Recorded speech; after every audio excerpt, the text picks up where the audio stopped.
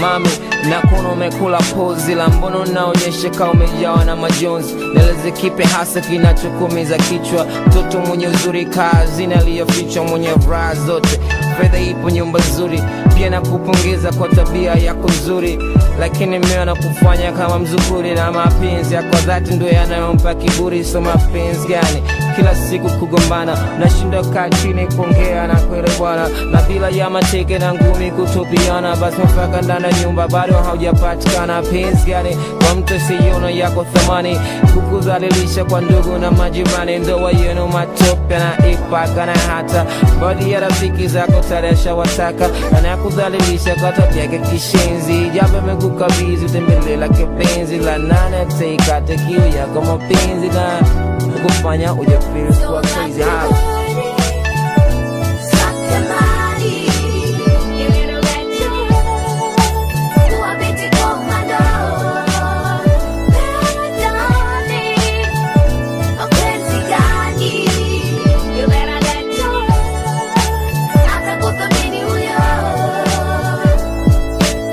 Najua kona mpenda sana huyu mtu, na najua anakupatia kila kitu, ila sidhani kwa kweli vinatoka moyoni, na unansawa tu na porojo zake za mdomoni.